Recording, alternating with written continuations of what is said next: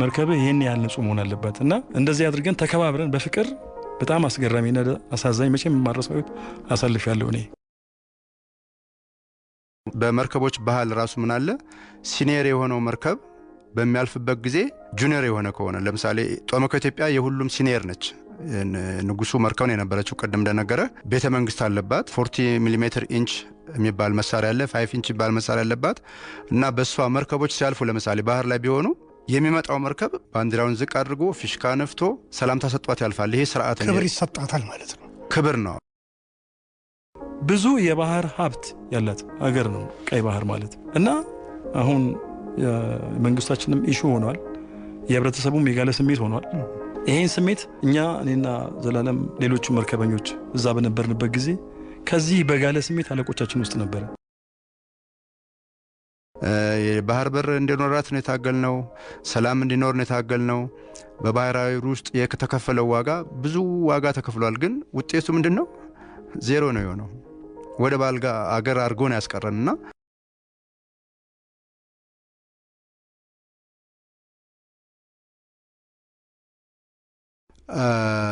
አሰብ ወደብ ለአስመራ ቅድም በመግቢያው አካባቢ ተናግሮታል ለምጽዋ ካልሆነ በስተቀር ምንም የሚሰራላቸው ነገር የለም ለምንም ነገር አገልግሎት አይውልም አገልግሎት ላይ አለመዋሉ በራሱ እነሱ ላይ ያመጣ ያለው ጉዳት ከፍተኛ ነው ምክንያቱም ይሄ በሰዓት ስንት ዶላር እና ገቢ የሚያስገኝ ወደብ ያለ ስራ መቀመጡ በራሱ ከጉዳት የዘለለ ምንም ምክንያት የለውም እና በሰላማዊ መንገድም ይሁን በድርድርም ይሁን እንደተባለው በሰጦ መቀበል መርህም ቢሆን አሰብ ወደብ ተገኝቶ ባህር በሩ ተመልሶ የምንጠቀምበት አጋጣሚዎች ቢፈጠሩ ለሀገሪቱ ከፍተኛ የሆነ አስተዋጽኦ የሚያደርግ ነገር ነው ብዬ አስባለሁኝ እና ባህር ኃይል በነበርንበት ጊዜ ዋናው ትልቁ ፍቅር ምንድነው እንደዛ ተከባብረን ተሳስበን እንድንኖር ያደረገን ስለ ኢትዮጵያዊነት ብቻ ነው የምናስበው ኢትዮጵያዊ መሆንህን ነው የምታውቀው ምናልባት አንድ ክፍለ ሀገር ሰው ልትሆን ትችላለህ ግን ብሔር የለህም ቋንቋ የለህም ኢትዮጵያዊ ብቻ ነህ እዛ ጋር እና እንደ ኢትዮጵያዊ ሆነን ስለሰራን ሁሉ ጊዜ በፍቅር ዛሬም ድረስ 43ኛ ዓመታችንን በቅርቡ ነው ያከበርነው በፍቅር እንድናከብር እስካሁን ድረስ እንዳንለያይ የሚያደርገን ምንድነው በዛን ጊዜ ተሳስሮ ያስቆየን የወንድማማችነት ስሜት ነው ማለት ነውና ኢትዮጵያዊነት ስሜት ጭምር ነው ስለዚህ ወደቡ ለኢትዮጵያ የባህር በር ሆኖ የሚያገለግል አስፈላጊ ነገር መሆኑን ሁሉም ኢትዮጵያዊ ሊረዳና ሊገነዘብ ይገባል ስለዚህ ሁሉም ኢትዮጵያዊ ሙያው ያለው ማገዝ የሚችል በተለያዩ ተቋማት የሚሰሩ ሰዎች ለዚህ ስራ አስተዋጽኦ ማድረግ እንደሚጠበቅባቸው ነው ጥሪ ማስተላለፍ የምፈልገው በዚህ አጋጣሚ ማለት ነው እሺ ጥሩ ነው ምናልባት ሊዲንግ ሲማን እስክንድር እንደው ለአንድ ሀገር የባህር በር የሚሰጠው ጥቅም ምንድነው ማለት ይቻላል እንደው ባህር በር መነጠቃችንስ ምን አሳጥቶናል አመሰግናለሁ ለምሳሌ አንድ ሀገር ሊኖራት የሚገባው ባህር በር ባይኖራት እኛ አሁን የከፈልነው መስዋዕትነት ዝም ብለህ አስቡ እስከ ቅርብ ጊዜ ድረስ ማለት እንግዲህ ይሄ የለውጥ መንግስት ከመጣቱ በፊት ወይም እዚህ መጣ አካባቢ ድረስ ባለኝ መረጃ በቀን $3 ሚሊዮን ለጅቡቲ ወደብ እንከፍላለን ይሄንን ወደ ብር እንቀይረው ሳይሆን ለወደብ ይሄን ያህል ፖርታል ላውንስ ከፍለን የምናመጣው ዕቃ ሴኩርድ ነው ወይ ገበናችንስ መሳሪያ ብታስገባ እኮ ውጭ ሀገር ሰው ያየዋል የፈለከው ነገር ብትልክ የውጭ ሰው ያየዋል ለምን ለነታችን ዋስትናም የለንም ከዛ በኋላ በንግዱ ሂሳብ ስታመጣው ደግሞ ያንን ዕቃ ያስመጣ ሰውዬ ያን ለወደብ የከፈለውን ገንዘብ እዚህ ላይ ጨምሮት ከዛ ከጅቡቲ አዲስ አበባ ወይም ደግሞ ሜድበት ክልል ድረስ ደግሞ በትራንስፖርት ያወጣውን ኮስት ጨምሮ ወገብ የሚያጎብጥ ችግር ውስጥ የከተተን ወደብ አልባ መሆናችን ነው ይሄንን ያስተካክልልናል አንድ ሁለተኛ እዛ ወደብ አካባቢ ልንሰራቸው የምንችላቸው በጣም ትልልቅ አገር ሊቀይር የሚችል አይዲያና ቢዝነሶች አሉ ወደብ ላይ ማለት ነው እኛ ያ ወደብ እዛ በነበረበት ጊዜ እዛ ያለ አካባቢ ህብረተሰብ የኑሮ ደረጃ በደርግ ጊዜ ወደ አሰብ ልዩ መግቢያ ያስፈልጋል ዝም ብለህ ለምገበው አስታውሳለሁኝ ኔልሰን ማንዴላ ከእስር ቤት ከወጡ በኋላ በተለያዩ ሀገሮች ጉዞ አድርገዋል ወደ ኢትዮጵያ ጉዞ ሳደርጋሉ ሁሉም ሀገር ሲሄድ አንድ መጽሐፍ ጨርሳለሁ ሁለት መጽሐፍ በረራ ላይ ወደ ኢትዮጵያ ሰበር ግን በቃ ገጽ መግለጽ አቃተኝ በነጻነቷ የቆመች ሀገር ጠንካራ የራሷ ማንኛውም ሰው ከሰሜን ተነስቶ ወደ ደቡብ ከደቡብ ተነስቶ ወደ ምስራቅ ወደ ምስራቅ የት ነህ ብሎ የሚጠይቀው ሰው የለም እንዲህ አይነት ሀገር አፍሪካ ውስጥ መኖሩ ያስገርመኛል ብሎ መናገራቸውን አስታውሳለሁ በዛን ዘመን ግን ወደ አሰብ ስትሄድ ልዩ መታወቂያ ይጠይቃል። ከዚህ ስትሄድ መሸኛ ደብዳቤ ያስፈልጋል። እዛ ይቀበሉሃል። ሴኩሪቲው ይሄን ያህል ታይት ነው። ለምን? በጣም ትልቅ ቢዝነስ ያለበት ቦታ ነው። እዛ ወደብ ላይ የምንፈልገውን ነገር ስንልክ የምንፈልገውን ነገር ስናስገባ ሴኩሪቲያችንም ገበናችንም ተጠብቆ ከዛ በኋላ በቃ አንድ መከላከያ ኃይል ሙሉ ነው የሚባለው አየር ኃይል፣ ባህር ኃይል እና ምድር ጦር። እንግዲህ በእነዚህ ውስጥ የተለያዩ ዲፓርትመንቶች አሉ። አየር ወለድ አለ፣ ጥገና የተለያዩ። ግን እነዚህ ሶስቱ ፎርሶች ሲኖሩ ማንም ሰው ያከብራል፣ ማንም ሰው ይወዳል። ስለዚህ የወደብ አስፈላጊነቱ ጥያቄ የለው። መቼ ይጠየቃል? ጊዜው አልነበረም። እንግዲህ ያው እንደ እግዚአብሔር ፍቃድ፣ ሁለተኛ እንደ አቅማችንም ፍቃድ፣ ሶስተኛ እንደ መረጃችንም አሁን የደረስንበት ፈልቀን ቆፍረን ያገኘነው መረጃና የጠየቅነው ከዛ ይሄን ጉዳይ ለድርድር ብናነሳው ተብሎ ሲታሰብ አዋጭ መሆኑ ስለሆነ ለደቂቃ ምራቃችንም ለማወጥ ጊዜ ሊኖረን አይገባም ብዬ ነው ማስበው። እስቲ የባህር ላይ ገጠመኞች አሏቸው እንዴ የማትረሷቸው? ሊዲንግ ሲማን ዘላለም። በግሌ ነው እኔ የተለየ ነገር አጋጥሞኛል ብዬ የማስበው። እንደ አጋጣሚ በ1975 ስልጠና ላይ ነበርንና አንድ ቀን ምሽት ወደ ላይብራሪ ገባሁኝ። የአካዳሚካል ትምህርቶች ስለነበሩን ፈተና ነበረብኝና ጋዜጣ ሳነብ የአባቴን መሞት በጋዜጣ ላይ አነበብኩኝ እና ልጅ ስለነበርኩ እዛው ላይ ጮኩኝ። ማስተር ቺፍ ጸጋው የሚባል ኳርተር ማስተር ነበር፣ እኔ ግቢው ኃላፊ መጣ፣ ያዘኝ። ልጄ ምን ሆንክ ምናምን እያለ ያባብለኛል። እኔ ግን ያው ልጅነት ስሜት ስለነበረ ያ አጋጣሚ ሁልጊዜ በህይወቴ ውስጥ ከባድ ትዝታ ሆኖ ይሰማኛል። ይሄ መርከበኛ ከሆንኩ በኋላ የመጣብኝ ነገር ስለሆነ ይሄ ነው ለእኔ እንትን የሚሰማኝ ማለት ነው። ሊዲንግ ሲማን እስክንድር። እኔ እንኳን ምንድነው ማለት የምፈልገው ምንድነው እኛና ያ ህብረተሰብ ወደቡን ብቻ አይደለም ኔቪ መሆን መርከበኛነታችን ብቻ አይደለም የምንወደው፣ ህዝቡንም በፍቅር ነበር የምንወደው። የሚያስገርም ነገር ልንገርህ፣ ለእኔ የሚያስገርመኝ ነገር 99% እኔ እንጃ ሌላው የመንግስት ፖርት ሰራተኛ ምናምን ካልሆነ መስቀር 99% ኤርትራውያን ናቸው።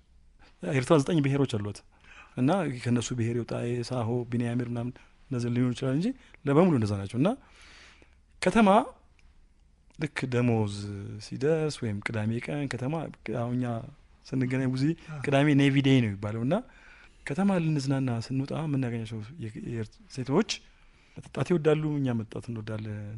1 ብር ከ10 ሳንቲም ነበር ቢራ እና በጣም ዳንስ ይወዳሉ፣ አብረው ይደንሳሉ እና አንዳንድ ጊዜ እንደ ሰላ ይጠቀሙባቸዋል። እና የገረመኝ ፓርት ምንድን ነው በጦርነቱ ጊዜ በሰባዎቹ ጦርነት ለምሳሌ በሰባው ጦርነት ጊዜ የኢትዮጵያ ባህር ኃይል ለህዝቡ ውሃ እያቀረበ ይዋጋ ነበር። የሚጠጡት አጥተው እንግዲህ ሀገሩ በጣም ከ38 ዲግሪ ሴልሺየስ በላይ ነው፣ በጣም ነው የሚሞቀው ምናምን ነገሮች። በእኛ ዘመን በተደረገው ጦርነት ጊዜ ደግሞ የባህር ኃይል ልብስ ለብሰን ነው የምትዋጋው። ሽርጥ ሰጥተው ዜጎቻቸው እኮ ናቸው፣ የእነሱ ታጋዮች ናቸው እና በዚህ በኩል ሂዱ ብለው ብዙ ጓደኞቻችን አስመልጠዋል። ከአንዳንዶቹ ጋር እንግዲህ ያው ከተማ ስትዝናና አብረታ መሻለ አብረታ አድራለ ምናምን ነገር።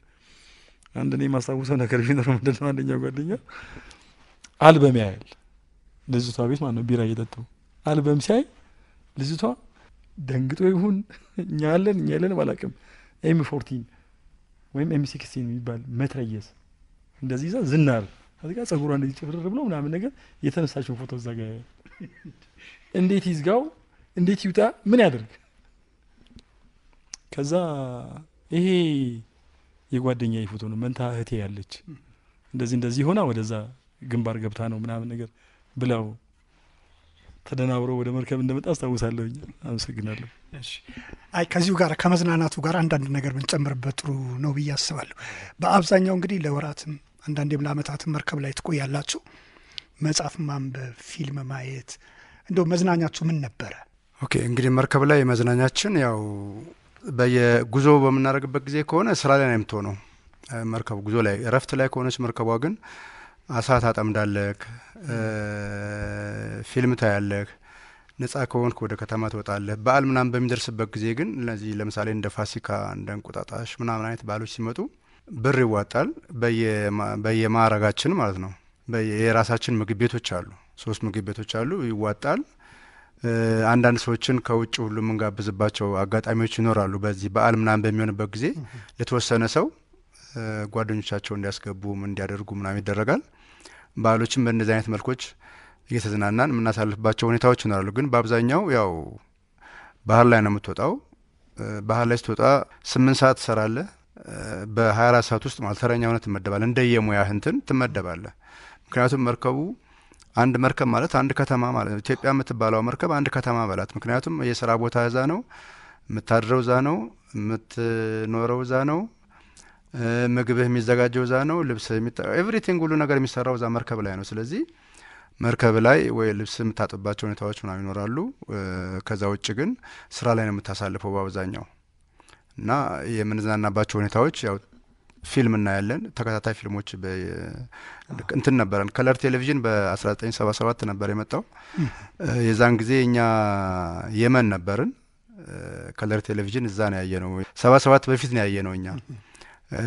በባህር ላይ ስትሆን የተለያዩ ሀገር ቻናሎችን እንትን ትላለህ፣ ትስባለህ እና በዛ ምክንያት ኳሶች ምናምኖች እናያለን። እረፍት ከሆንክ ምን ካልክ እንዲህ አይነት ነገሮች ናቸው እንጂ ብዙ ከዚህ የዘለለ የሚያዝናኑ ምናምን ነገሮች አሉ። ከተማ ወጣህ ምናምን እንትን ካላልክ በስተቀር ሬዲዮ ቴሌቪዥን ሬዲዮ በአብዛኛው እሁድ ተቀምጠን 4 ሰዓት እስከ 5 ሰዓት እንትን ነበር። ሬዲዮ ላይ እንግዲህ ኢትዮጵያ ሬዲዮ ነበር። አስመራ ጎይቶም ቢሆን ነኝ ከአስመራ ከተማ ላይ አንድ ሰው አስታውሳለሁኝ። መዝናኛን በተመለከተ ኔቪ እንደዚህ አይነት ነገር መፍጠር ይችልበታል። በጣም እንችልበታለን። እኔ አሁን በእንደዚህ አይነት በኢንተርቴንመንት ስራዎች ላይ ነው ያለሁት እና እኔ አሁን እዚህ ከመጣሁኝ በኋላ ኔቪው ፈረሰ፣ ነገሮች ተቀየሩ ምናምን ነገር። ከዛ ትምህርት ይገባው ምግብ ትራንስ ሳይንስ ነው ግራጁዌት ያደረኩት እና በሱ ሙያ ነው እየሰራሁ ያለሁት እና አሁን በጣም ዲፕ እንግዲህ ሀገር ውስጥም ውጭ ምናምን የተለያዩ ኮርሶችን እየወሰድኩ ሳየው ኔቪ ቤት ውስጥ ይሰጥ የነበረው አመጋገብ ኤግዛክትሊ አሁን ከምንማረው ከምንሰራው ስራ ጋር አሁን ስትመለከተ እንዴት ነው። 18 ዓመት ከሞላ በኋላ ነው ኔቪ ጆይን የምታደርገው። ህጉም የዛን ጊዜ 11 ክፍል ምናምን ጨረሰ ምናምን ተብሎ የምትገባው እና እስከዛን ጊዜ ድረስ ያው ሰውነት እድገት አለ፣ ሰውነትን ትገነባለህ። ከዛ በኋላ ፕሮቴክቲቭ ኤጅ ነው የሚባለው እንግዲህ ራስ የምትንከባከብበት ነው እና በዛ ፕላን የተደረገ ዳየት ነበር ኔቪ ውስጥ። ልክ በዛው መሰረት እንግዲህ ከኛ በፊት የነበሩ ሲኒየሮች ቴብል ማነር ማለት እንዴት ነው የምትመገበው፣ ስቴክ ሲቆርጥ ሹካ ማንኪያ ስትይዝ ቢላ፣ ከዛ ዳንስ፣ ይሄ ሁሉ ክላስ አለ። ከሴቶች ጋር ስትግባባ እንዴት መነጋገር እንዳለብህ የእንግሊዝ ላንጉዌጅ ክላስ አለ። ከዛ በኋላ ምንድን ነው የሚደረገው እንግዲህ አሁን ማወራለህ እንግዲህ የዛን ዘመን ታሪክ ነው። 1 ብር ነው 1 ቢራ እና መዋጫው 10 ብር ነው። 10 ብር መዋጫው ተደርጎ አንዴ ሲማን ክለብ ምንድን ነው የተደረገው፣ ሁሉም የራሱን ገርል ፍሬንድ ይዞ እንዲመጣ ምናምን ተባለ እና የከተማዎቹ ሴቶች በደንብ ነው የሚያውቁት ግቢ ውስጥ የሚደረገውን ነገር። በተለይ አጋጣሚ ዳንስ እንገባ ዛሬ አብረን እናምሽ ምናምን ነገር ስትላት ኧረ እባክህ ምናምን የምትል ሴት ናቫል ቤዝ ዛሬ ፓርቲ አለ። ከዛ ኔቪ የራሱ ዘ ፊሸርስ ባንድ ይባላል፣ ሞደርን ባንድ። ያ ባንድ እንግዲህ የምጽዋ ባህር ኃይል አዛዥ ዛን ጊዜ የሰሜን ቀይ ባህር እዝ አዛዥ ናቸው። ኮሞዶር ጌታቸው ስዩም ነፍሳቸውን ይማር። እንደዚህ አይነት ዝግጅት አዘጋጅተናል።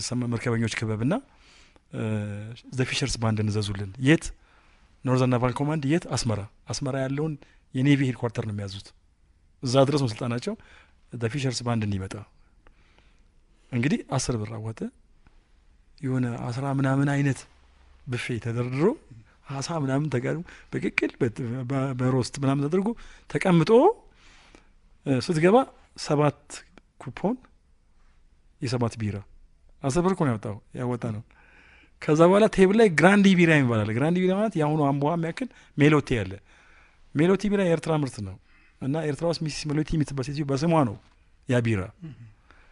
2 ግራንዲ ቢራ 7 ትንንሹ። ከዛ በኋላ 1 ጠርሙስ ጠጅ፣ ፓኬት ሲጋራ ጠረጴዛ ላይ ተቀምጦ ስትገባ እንዲህ እነዚህ ሰዎች እንዴት ነው? ከዛ የከተማዎቹ ሴቶች በሆነ አጋጣሚ ብቻ ውጣ ዛሬ አብረህ ነህ ነገ ናቫል ቤዝ ይዘኝ እንድትሄድ ያው አስፈቀድን። ሰማያዊ ባስ ብሉ ባስ ነበር የኔቪ ባስ። ማታ ይዘናቸው ልንመጣ ነው ሄድ ነው። ሁሉም የራሳቸውን ገርል ፍሬንድ ምናምን 30-40 እንሆናለን ብቻ 2 ባስ ምናምን ይዘ ሴቶቹ 1 ባስ ሙሉ ነው የሆኑት እና ወደ ግቢ ስንመጣ የባህር ኃይል ግቢ ለመድረስ ከዋናው ከተማ 5 ኪሎ ሜትር ነው። ከዋናው ከተማ 5 ኪሎ ሜትር ነው በመኪና ከዛ ዳጋ የሚባል አለ፣ ጠዋለት የሚባል አለ፣ ሰፈሮች አልፈ ግራር ጋር ስትደርስ ከዚህ እንደምን ልበል እንደናንተ ግቢ መውጫው ልክ እንደዛ በር ይሆናል የባህር ኃይል ቤዝ መግቢያው እዛ ጋር ይጀምራሉ። ያቺ ቦታ ግራር ትባላለች። እና ምንድነው የሚሉት አይባባ ሆዴ ግራርም ማንባሻገረኝ ናቫል ቤዝ ጉዳይ ነበረኝ ይላል።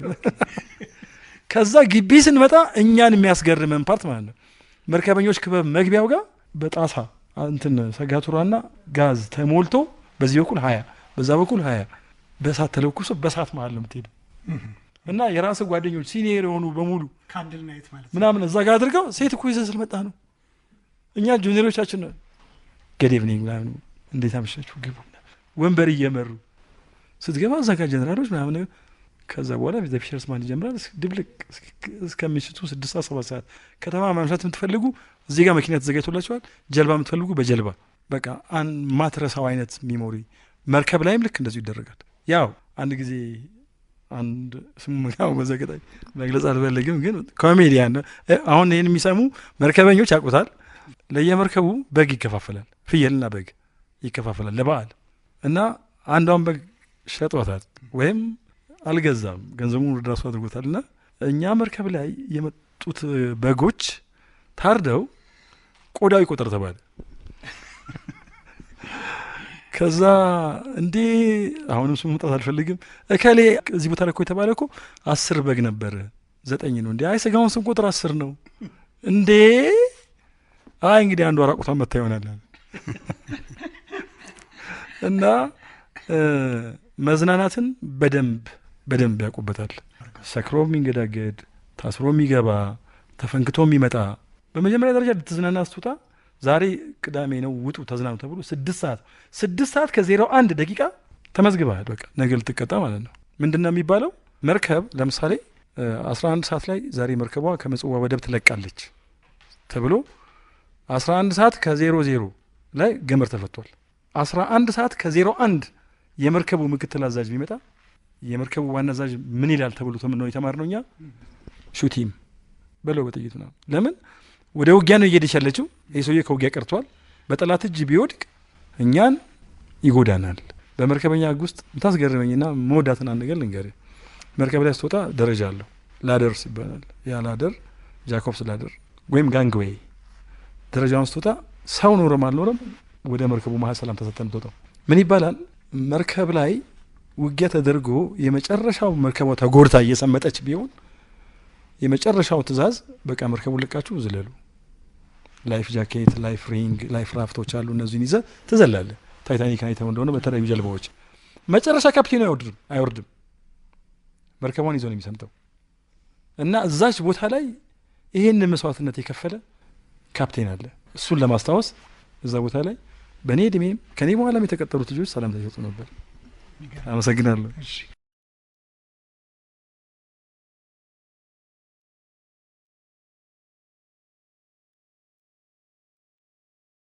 በጣም የሚገራርሙ ታሪኮች ነው እየነገራችሁ ነው ያላችሁት። የባህር በር ጉዳዩ ላይ እንመለስና የባህር በር ጉዳይ እንዲሳካና ኢትዮጵያ ለሀገራዊ ጥቅሟ ልማትና ብልጽግና ደህንነቷንም ለማረጋገጥ እንዲውል ምን ይደረግ ትላላችሁ? አቶ ዘላለም እዚህ ላይ ሀሳብ ቢሰጡኝ።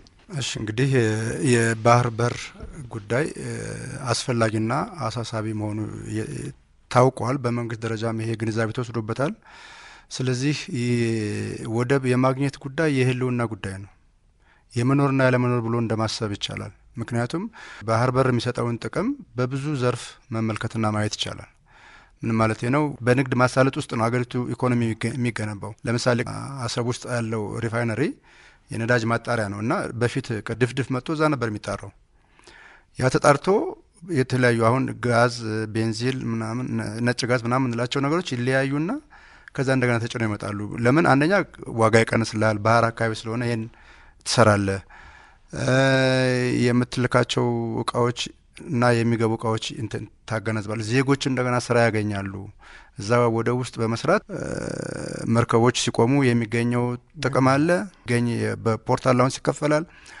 እንደገና ዜጎች ደግሞ ሰርተው 24 ሰዓት ሙሉ ያለ እረፍት ሰርቶ ገንዘብ ይገኛል። ገንዘብ ተገኘ ማለት ሀገሪቱ ኢኮኖሚ አደገ ማለት ነው። ዜጎች ኑሯቸው መደጎሚያ ነገር ያገኛሉ። አሁን እንደውም አንዳንድ ጊዜ የሚደረግ ነበር መሰለ አሰብ እንትን ድሮ ራቁትን መሄድ አሰብ ፓንት ታደርጋለህ ጉድ ሞርኒንግ የምትል አንድ ፎጣ ላይ ትንሽ ፎጣ እና ጃፖን ያርገ በስሊፐር ነው የምትሄደው ዜጎች እዛ የሚኖሩ ሰዎች ማለት ነው። እዚህ ቢመጣ እብድ ነው ምናምን ልትል ትችላለህ፣ ግን ከሙቀቱ አንጻር ነው። እና ጄምስ ቦንድ የሚባለው እዚህ ጋር ሰዓት ምናምን የነበራቸው ፓንቶች ነበሩና እነሱን ያደርጋሉ፣ ጃፖን ያደርጋሉ። እዚች ጋር መርከብ ላይ ይወጣል እስከ 8 ሰዓት ይሰራል። ከሰራ በኋላ በሚያገኘው ገንዘብ ጫማ ይገዛል፣ ሱሪ ይገዛል፣ ቲሸርት ይገዛል፣ ሸሚዝ ይገዛል፣ መነጽር ያደርጋል፣ ኮፍያ ያደርጋል። ሁሉን ነገር ይዞ ይወጣል ከመርከቡ ላይ ገዝቶ ማለት ነው። ያን አውጥቶ ደግሞ ሽጦ ነገር አቁቱን ደግሞ ገብቶ ሲሰራ ሁሉ ያን ይዞ ይወጣል። እና በቀን እንኳን አንድ ሰው ምን ያህል እንደተለወጠ አስበዋል? ሙሉ ልብሱን ለብሶ ይወጣል። የሚመገበውን ነገር አግኝቶ ይወጣል። ለቤተሰቦቹ የሚሆን ነገር ይዞ ይወጣል። ስለዚህ በወደብ ጉዳይ ላይ መንግስት የጀመረው አቋም የሚደገፍ ነው። በእርግጥ በመንግስት ደረጃ ሊሰሩ የሚችሉ ብዙ ጉዳዮች ይኖራሉ። ግን እንደ አንድ ዜጋና የቀድሞ ባህር ኃይል ሆኖ በባህር ላይ እንደሰራ ሰው ወደብ ለዚች ሀገር በጣም አስፈላጊና ጠቃሚ በመሆኑ በማንኛውም ዘርፍ ሁላችንም ልዩነቶች ሊኖሩን ይችላሉ፣ የተለያየ ሀሳቦች ሊኖሩን ይችላሉ፣ የፖለቲካ ልዩነት ሊኖሩን ይችላል። ይሄ ተግባብተን ሁላችንም አንድ ሆነን ለሀገራችን የባህር በር የምናስገኝበትን ነገር የመስራት ግን ኃላፊነት አለብን የሚል ስሜት ነው ያለኝ እዛ ከነበረ ሰው አንጻር ማለት ነው። ሊዲንግ ሲማን እስክንድር ብናጠናክረው ሊዲንግ ሲማን ዘላለም ያነሱት ነገር አለና እንደው ኢትዮጵያ ለሀገራዊ ጥቅሟ እንዴት አድርጋ ነው ባህር በሯን አሁን ልትጠቀምበት የምትችለው? ተግባራዊ ሲሆንስ ምን ይጠበቃል? ምን አይነት ነገር መደረግ አለበት ቢኖረን በሚለው ጉዳይ ላይ ብናነሳ ወደብ ያን ያህል ጠቃሚ እጅግ ከምንም በላይ ማለት መጠን ልታደርግለት አትችልም። እጅግ በጣም ወሳኝ ነገር ነው። የዛ ነው ያህል በጣም ትልቅ አደጋ አለው። ትልቅ አደጋው ምንድነው? ህገወጥ ስራዎች አሉ። ቅድም እንደነገርኩ አሰብ ስትሄድ መታወቂያ ያስፈልጋል፣ መሸኛ ከአዲስ አበባ ካፒታል ሲቲ እኮ ነው። ወደ አሰብ ስትሄድ መሸኛ ያስፈልጋል። እዛ ስገባ ደግሞ መግባትን የሚያረጋግጥ ሰው አለ።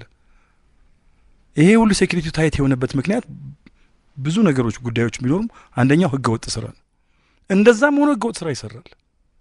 ሰዎች ይላካሉ፣ ህገወጥ መሳሪያ ይገባል፣ ህገወጥ ንግዶች አሉ። ያ ወደ ባለው ኬላ ላይ የሚደረጉ ነገሮች እንዲህ አይነት ነገሮች አሉት። በጣም ከፍተኛ ጥንቃቄ ይፈልጋል፣ ከፍተኛ ዲሲፕሊን ይፈልጋል። ትንሽ ስህተት ለምሳሌ አሰብ ወደብ ሲገባ የፈለገ ሱሰኛ ቢሆን ማንም ሰው ሲጋራ አይጨስም። እዛ አካባቢ ሲጋራ አይጨስም። ወደብ ላይ በጣም ብዙ የተከማቹ ብዙ ንብረቶች አሉ። ሪፋይነሪው አለ። በቃ ብቻ ከንጽህና ከስታንዳርድ አኳያ ሲጋራ አይጨስም እዛ አካባቢ።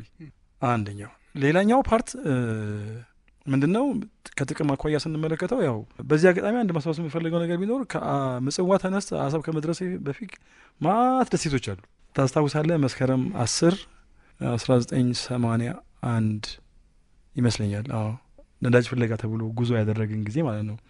ከጃፓን፣ ከፊሊፒንስ፣ ከሞሪሸስ ምናምን፣ ከአሜሪካ፣ ፈረንሳይ ምናምን መርከብ እንትኖች ተወጣቶ ባለሙያዎች እነሱን ስኮርት እያደረግን ነው የሚሄዱና መስከረም 21 ወተን ግንቦት 10 የተመለስ ነው እና የዛን ጊዜ አዲስ አበባ የመንግስት ግልበጣ ምናምን ተሞክሯል። ለካ የግንቦት 8 ማለት ነው። እኛ እዛ ጋር አደገኛ ማዕበል ያለበት ደሴቶች አሉ። እነዛን ሰዎች ሰፖርት ማድረግ ያለብን። አብረሃቸው ከወደብ ላይ እንትን ደሴት ላይ ትወርዳለ። የተለያዩ የአፈር የድንጋይ ሳምፕሎች ይወስዳሉ። እንደገና ወደ መርከባቸው ይመጣሉ። እንግዲህ ይሄን እያደረግን የያዝነው ስንቅ ያልቃል።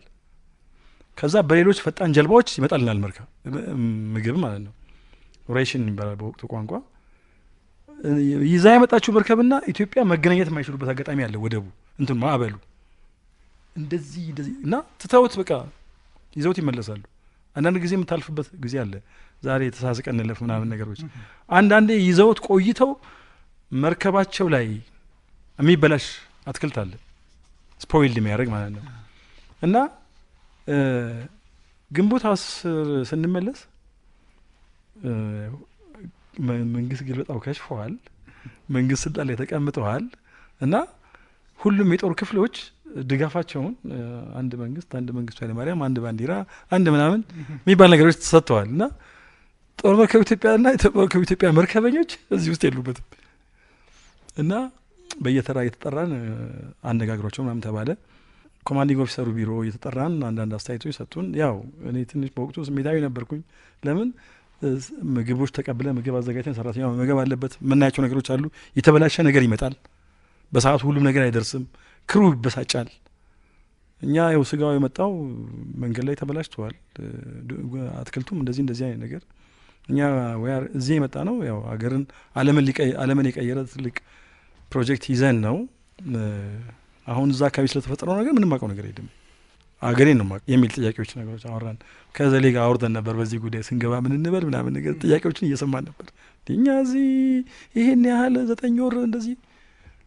ከዛ ወደ ምጽዋ ስንገባ ግን ከ9 ወር በኋላ ከፍተኛ ጥበቃ እየተደረገ ነው። ብዙ ከፍተኛ መኮንኖች ወደብ ይጠብቁናል። እንግዲህ የሰማነው ነዳጅ ፍለጋ ነው ነው እርስ በርስ እንዴ ተገኘ እንዴ ነዳጁ ምናምን ነገር እኛ ሳንሰማ እንዴ ነው እነዚህ ሰዎች የሰሙት ምንድን ነበር? ዘሬ ሳምሳሙስ እንደሆነ ዛኔ የመርከባችን አዛዥ ኮማንደር ግርማ ተከስተ ይባላል። በህይወት የለም አሁን። ኢትዮጵያ ኔቪ ሲፈርስ ዳይሬክት ጆይን ያደረገው ኤርትራ ኔቪ ነው። እስከ መጨረሻው ድረስ ግን በመርከበኛና በባህር ኃይል ስሜት አገልግሎናል። ምርጥ አለቃችን ፍራንክሊ ስፒኪንግ። የተቀላቀሉ አሉ ሲፈርስ ወደዛ ሄደው ማለት ነው። አሁን እኛ የመርከበኛ ማህበሮችን አቋቁመን እንደገና በድጋሚ የምንገናኝ ግሩፖች አለን። የራሳችን ክበብ አለ። የናቪጌሽን አስተማሪ የነበረው ኮማንደር ሳዕድ አብዱልቃድር ለምሳሌ የኤርትራ ኔቪ ኮሌጅ ዳይሬክተር ሆኖ ይሰራ ነበር። አሁን ሰላም ከሆነ በኋላ ሊጎበኘን መጣ። ያኔ ራፍ ነው ሃርድ ነው ኤርትራዊ ነው ምናምን ሊጎበኘን መጣ። እዚህ ክሩን ተሰብስቦ አገኘው። አለቀሰ ነው የሚል አላችሁ? አዎ አለ። ምንም የበደሉን ነገር የለም። ስለ እውነት ነው ነገር ግርማ ተከስተ አዛዥ ኤርትራዊ ነው። ስለዚህ የመንግስት ግልበጣ ነገር ላይ ይኖር ይሆነው የሚል ዳውት ነበር። አዎ ያኔ ደግሞ በስልጣን ሲባል በቃ ከሊ ጸጉሩ በጣጥሩ አልተመቸኝም ብለህ ሁሉም የፈለከው ምታረግ ለምን ሚል የለም። ከዛ ያው ሰውየው በጣም ስማርት ነው። በጣም ኢትዮጵያ የምትገባበት ወደብ እዛ ጋር የምትቆምበት ቦታ አለ። እዛ ፊት ለፊት የወደብ ቢሮዎች አሉ። 2ኛው ፎቅ ላይ 3ኛው ቢሮ ሚስቱ እዛ ትሰራለች። እና ልክ ሲገባ መርከቧን ይዘህ ልክ ሲገባ ስቶፕ ቦዝ ኢንጂን ኦል ሃንድስ ሬዲ ምናምን ነገር ይላል። ከዛ ዘጋ ሲደርስ ነጭ ልብስ ለብሶ ኮፍያውን ያደርግና ይወጣል። የሲኦ ዴክ የምትባላለች ትእዛዝ የሚሰጥበት እዛ ይወጣ ፊት ለፊት ታየዋለች። እሷ ወደ 2ኛው ወይ 1ኛው ቢሮ ትመጣለች። በረንዳው አሪፍ ነው። ጓደኞቿ ይከተሏታል። ባሏል ተሳይ ነው እሱ ልክ እዛ ወደ ሲቀር ሰላም ታይራታል። እኛ የሚመስለን ለዛ መሬት ላይ ላለው ጀነራል ሰላምታ እየሰጠ ነው። እሱ ለሚስቱ ነው ሰላምታ የሚሰጥ። ስማርት ነው አራዳ። እና ይሄ ሰው የኤርትራዊ በመሆኑ እኛ 9 ወር ያን ሁሉ ነገር ማድረጋችን ግምት ውስጥ ሳይገባ ምናምን ነገር ምን አላችሁ? ምን አስተያየት ሰጣችሁ? እውቅና ሰጣችሁ ወይ? ጥያቄ የምን እውቅና ነው?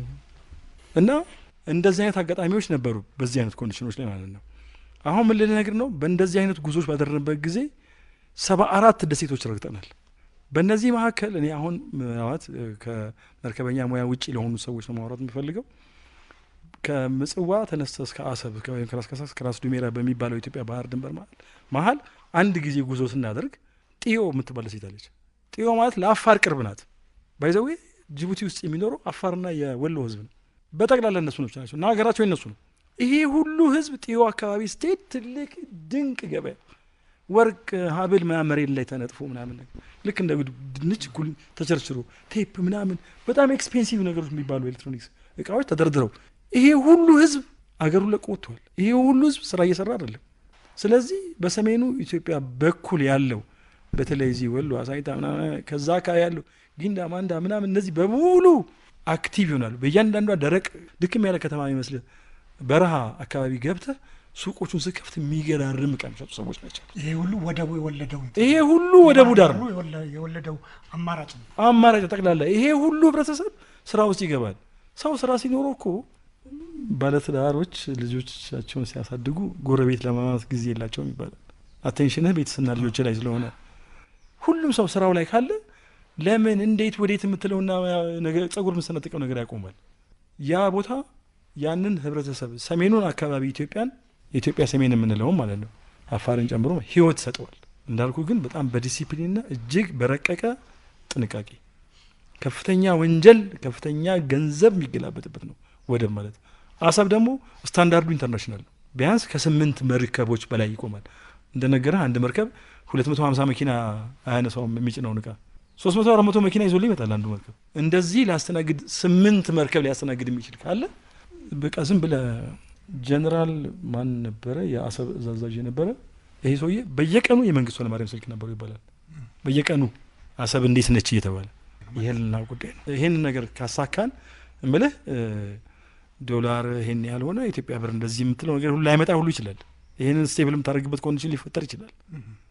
ይሄ ነገር ሆነ ማለት ደግሞ ኢኮኖሚካሊ አሁን እኮ ለመብላት ብቻ ሳይሆን ለመማርም እኮ ኢንተረስት ኖሮ ገንዘብ ማውጣት ትፈልጋለህ። ይሄ ሁሉ ነገር ይሳካል። ሲሳካ የተማረ ሰው 3 ሜልስ በደንብ ሊኖረው የሚችል ብራይት ፊውቸር እንዲኖረው ህብረተሰቡን ካደረክ የምትለውን ነገር የሚያደርግ ህብረተሰብ ነው የሚኖረው። ስለ ነገ ምሳው ላይ ያስብ ይችላል። ስለ ነገ ቁርስ ላይ ያስብ ይችላል። ሁሉም ነገር እዛ ጋር ነው ያለው። ባህር በሩ ላይ ነው ያለው። ዳትስ ዋይ 30 ዓመት 40 ዓመት እንዲያደረግን 50 ዓመት እንዲያደረግን ምናምን ተብሎ በተለያዩ አገር ድጋፍ ኢትዮጵያን ወደብ ለማሳጣት የሞከሩት ይሄ ነው። እሺ መተው ለምን አይያዙትም? ፈረንሳይም የተለያዩ ሀገሮች ለምንድን ነው ወደ አሰብ ወደብ ላይ አንድ ነገር መስራት ያልቻሉት? ይሄ ሁሉ አንዳንድ ጥያቄ ያነሳባል። ስለዚህ ሌጋላይዝድ ሊሆኑ አይችሉም። የፈለጉትን ነገር ሊሰሩበት ቢችሉ ለምን ህጋዊ አይደሉም? ስለዚህ ሁሉም ነገር እዛ ጋር አለ። የኢትዮጵያ ትልቁ ስብራት የሚጠገንበት ቦታ ነው ብዬ አስባለሁ። ቋንቋዊ ጠቅላይ ሚኒስትሩ ቢሆንም ኢትዮጵያ ስብራት የሚጠገንበት አንዱ ትልቁ ቦታ ያ ነው እና ያ የሰሜኑ ክፍል ለ100 ዓመታት ጦርነት ሲካሄድበት ነበር። አሁን ግን ከዚህ በኋላ ሌላ ሚሊኒየሞችን የሚሰራበት ቦታ ይሆናል ብዬ አስባለሁ እንደ እግዚአብሔር ፍቃድ። አመሰግናለሁ። አድማጮቻችን እስካሁን ስትከታተሉት የነበረው የእሁድ ውይይታችን በዚሁ አብቅቷል። ሊዲንግ ሲማን ዘላለም ምንያምርና ሊዲንግ ሲማን እስክንድር ገብረ ዮሐንስ ለሰጣችሁን ሀሳብ በጣም ነው የምናመሰግነው። የእሁድ ውይይታችንም በዚሁ አብቅቷል። ብርሃኑ ገብረ ማርያም ነበርኩኝ።